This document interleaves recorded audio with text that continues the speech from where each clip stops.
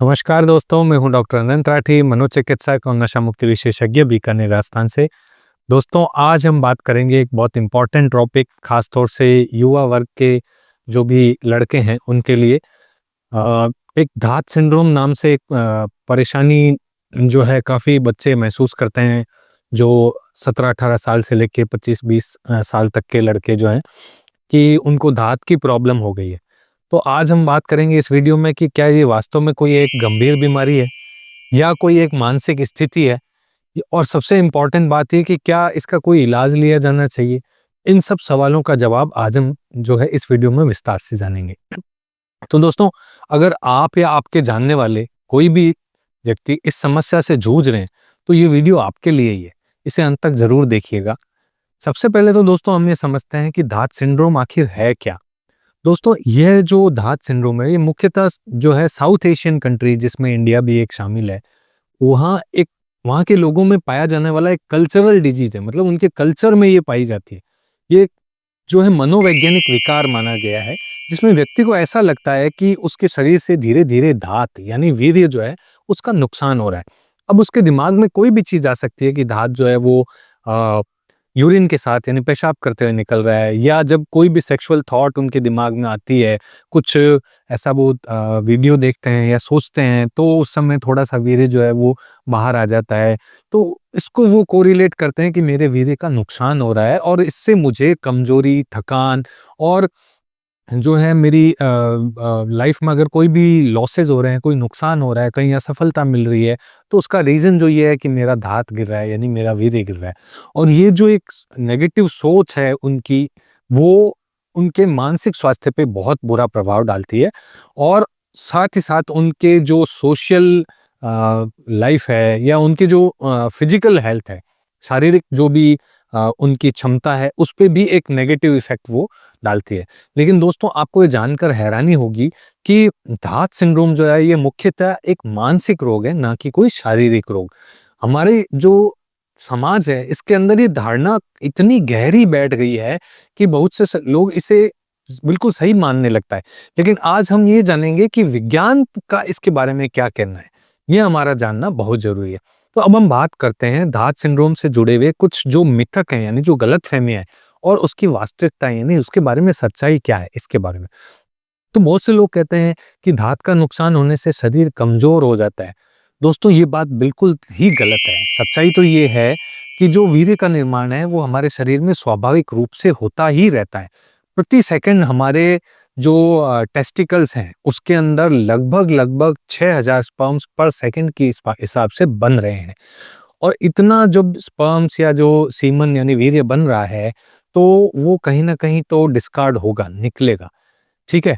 तो ये जो निकल रहा है, ये निकलना एक सामान्य नॉर्मल फिजियोलॉजिकल प्रोसेस है, इसका कोई दुष्प्रभाव नहीं है। अगर ये अपने आप फ्लो हो रहा है, इसका मतलब बॉडी के अंदर खूब बना हुआ है, तो वो पुराना जो सीमन है उसको बॉडी डिस्कार्ड कर रही है, निकाल रही है, नया सीमन उसकी जगह, नया वीर्य उसकी जगह बन जाएगा।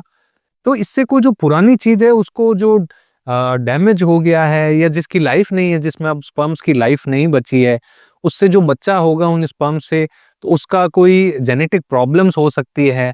तो ये सब समझते हुए बॉडी की जो फिजियोलॉजिकल मैकेनिज्म है वो इसको डिस्कार्ड कर देती है, निकाल देती है कि ये वीर्य जो है वो एक स्वस्थ बच्चे को जन्म देने में हो सकता है, इसको कोई प्रॉब्लम आए, ज़्यादा चांसेस है, तो इसको डिस्कार्ड किया जाए, निकाल दिया जाए और नया सीमन बना लिया जाएगा।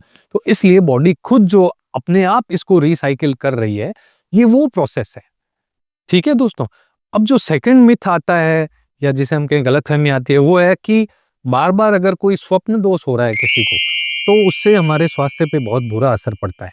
जी हाँ दोस्तों, एक जो एज होती है अडल्ट वाली एज, 15-16 साल के जो लड़का है जिसको सेक्सुअल नॉलेज पता चलने लगता है, उसका एक्साइटमेंट होने लगता है, या क्यूरियोसिटी होने लगती है कि ये क्या है, कैसे होता है, क्या शरीर पे असर रहता है, क्या एन्जॉयमेंट मिलता है, ब्ला-ब्ला, जो हार्मोन्स के रशेज़ होते हैं, उस वजह से उसका अटेंशन बहुत उसकी तरफ, ध्यान बार-बार इसकी तरफ जाता है। और फिर उसके बाद कभी-कभी उसका जो है नाइट फॉल यानी स्वप्न दोष हो जाता है, यानी नींद में ही उसको वीर्य जो है उसका निकल जाना। अपने आप, दोस्तों ये अपने आप निकलने वाली चीज़ है, अपने आप, या तो कोई ना कोई उसको स्वप्न आता है, अब हो सकता है उसको वो स्वप्न याद रहे, नहीं रहे और उस स्वप्न में कुछ इस तरह का सेक्सुअल कंटेंट हो जिसमें उसका वीर्यपात हो जाता है। तो ये भी दोस्तों एक प्राकृतिक क्रिया है, नेचुरली हो रही है, बॉडी अपने आप कर रही है। तो ये एक शरीर का सामान्य तरीका है खुद को स्वस्थ रखने का। यानी जो पुराना सीमन हो गया उसको डिस्कार्ड करने का और नया सीमन बना लेने का। तो स्वप्न दोष भी दोस्तों एक फिजियोलॉजिकल प्रोसेस है। इसमें भी हमारे शरीर को कोई भी ना तो शारीरिक नुकसान होता है, ना ही कोई असफलता या कुछ ऐसी हमारे पास नेगेटिव जो है इससे कुछ कॉनोटेशंस हैं कि इससे कुछ बुरा होता है हमारे साथ।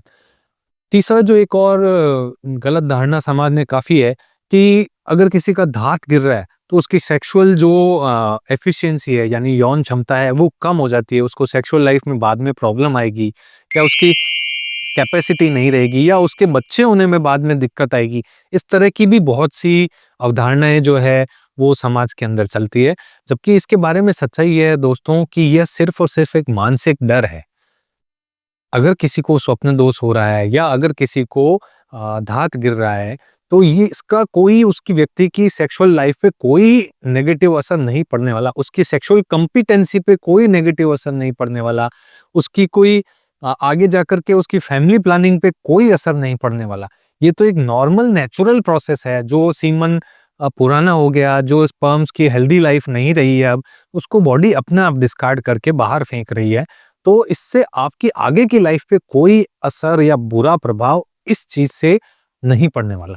तो दोस्तों यह तो अब साफ है कि धात सिंड्रोम जो है वो एक शारीरिक स्थिति से ज्यादा मानसिक स्थिति है और इसका सही जानकारी होना सबसे ज्यादा जरूरी है। लेकिन दोस्तों सही जानकारी का अभाव ही और गलत जानकारी का प्रचुरता से इस समाज में फैलाव, ये दोनों चीज उस व्यक्ति को बहुत ज्यादा, उस लड़के को, बच्चे को बहुत ज्यादा डरा देते हैं कि अगर तेरा धात सिंड्रोम, धात गिरने लग गया, वीर्य गिरने लग गया तो तू बहुत, तेरी तो जिंदगी बर्बाद हो गई है। क्योंकि ऐसा माना जा रहा है कि 100 खून की बूंदों से एक वीर्य की बूंद बनती है। तो अगर एक ड्रॉप वीर्य भी निकला तो तेरे 100 खून की बूंद निकल गई। तो ये समझ इस तरह से या कुछ ऐसे क्वैक्स हैं जो प्रैक्टिस करते हैं, जो गलत प्रैक्टिस करते हैं कि बच्चों को वर्गलाते हैं, जिनको ऐसा नॉलेज नहीं हो कि ये एक नेचुरल प्रोसेस है, तो उनको भुलावे में लेते हैं, उनको भटकाते हैं कि वीर्य तो गिरना तो इसका मतलब अगर तुम जो है वो बिल्कुल कमजोर हो जाओगे, तुम्हारा ध्यान ही नहीं लगेगा काम में, तुम्हें हर जगह असफलता ही मिलेगी, तुम्हें आगे शादीशुदा जिंदगी में भी बहुत तकलीफें आएगी, तुम ये दवाई लो हमारे से, इतने हजार का कोर्स करो तब ये रुकेगा।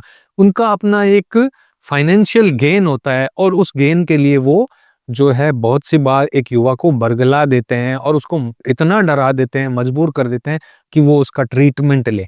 जबकि वास्तविकता ये है दोस्तों कि ये कोई मानसिक बीमारी, मतलब ये कोई एक शारीरिक बीमारी नहीं है, बल्कि ये अगर हमारे मन में उसके लिए गलत अवधारणा है, तो उस अवधारणा से पैदा होने वाला जो डर है, जो एंग्जाइटी है, टेंशन है, चिंता है, वही कारण है कि हमें कमजोरी, अगर हमें मन में है कि वीर्य गिर रहा है तो हमारी कमजोरी होने लग जाएगी, तो हमें थोड़े दिनों बाद ये कमजोरी उस टेंशन की वजह से महसूस होने लगेगी। बार-बार हमें टेंशन होगी, टेंशन होगी, टेंशन होगी, हमारा मन कहीं नहीं लगेगा अपना आप, हमारा खाना-पीना जो है वो प्रभावित हो जाएगा, हम अच्छे से खाएँगे नहीं तो अपना आप ही वज़न घटना शुरू हो जाएगा।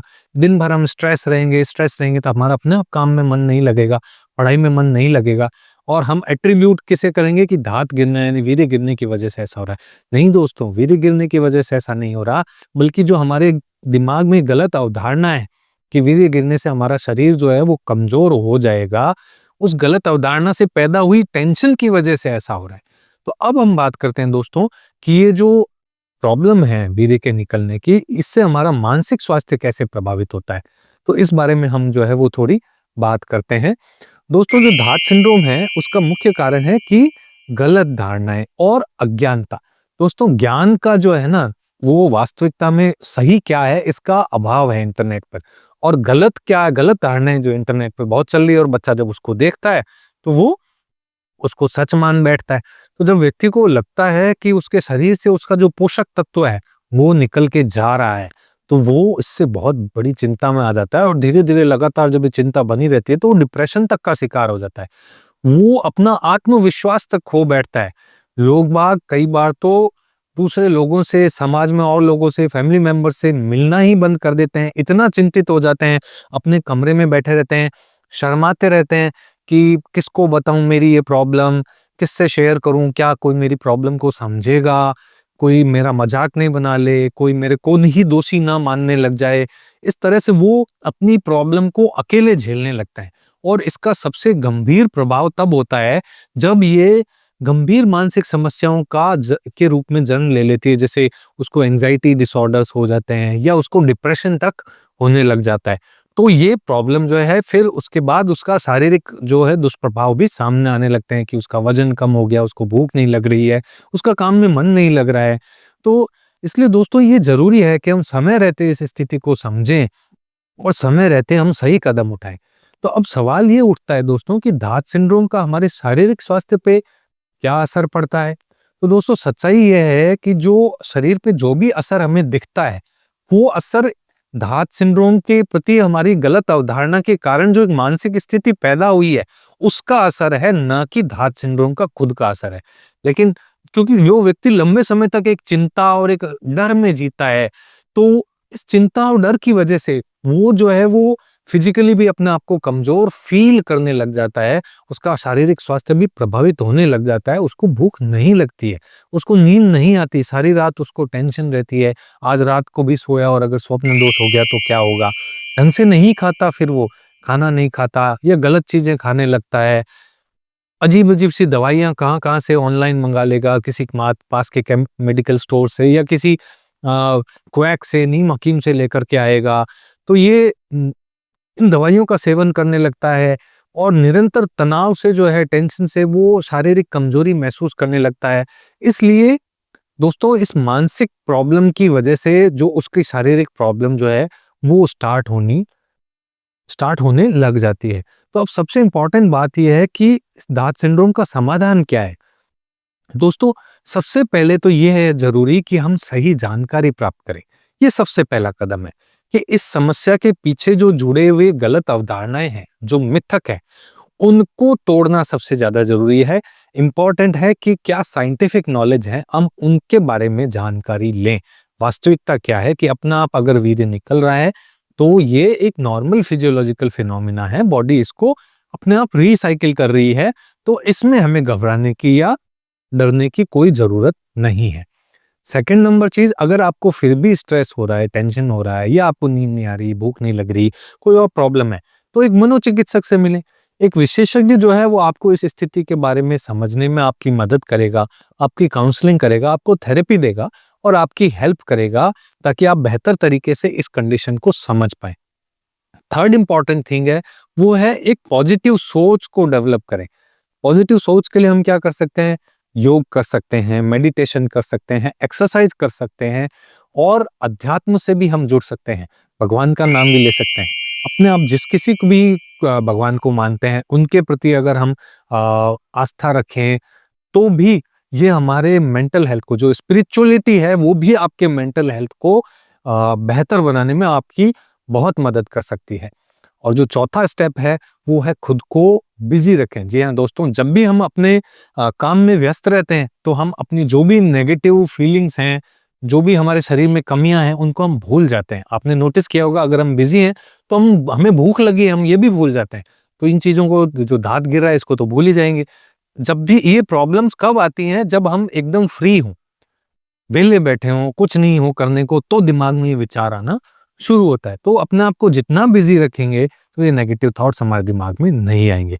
और अगर फिर भी प्रॉब्लम हो रही है तो सबसे पहले अपनी फैमिली में, अपने फ्रेंड्स में इस बारे में एक ऐसे व्यक्ति का चयन करें जो आपकी प्रॉब्लम्स को समझ सके, आपका मजाक नहीं बनाए और आपकी हेल्प कर सके। ऐसे व्यक्ति को अपनी प्रॉब्लम शेयर करें और फिर उसका क्या सॉल्यूशन हो सकता है वो आपकी मदद करे आपको साइकियाट्रिस्ट के पास लेकर के जाने में। तो वहां से एक रास्ता आपको निकल करके आएगा। याद रखें दोस्तों, धात सिंड्रोम जो है वो सिर्फ और सिर्फ एक मानसिक स्थिति है और सही प्रयासों से, सही डायरेक्शन में सोचने से, सही ट्रीटमेंट लेने से इसको पूरी तरह ठीक भी किया जा सकता है। तो दोस्तों आज हमने जाना कि धात सिंड्रोम क्या है, इसके प्रति क्या समाज में गलत अवधारणाएं हैं, इसके क्या मानसिक और शारीरिक दुष्प्रभाव हो सकते हैं और इसका क्या समाधान है, कैसे इसको ठीक किया जाए। अगर आप इस विषय में और भी जानना चाहते हैं या अगर आपको या आपके आसपास किसी को ये प्रॉब्लम है और आप मुझसे कंसल्ट करना चाहते हैं, तो स्क्रीन पे जो नंबर दिए गए हैं उस पे कॉल करके और जानकारी ले सकते हैं, मुझसे ऑनलाइन कंसल्टेशन ले सकते हैं। और अगर आपको ये वीडियो उपयोगी लगा हो तो इसे लाइक और शेयर करना ना भूलें। जय हिंद, जय भारत।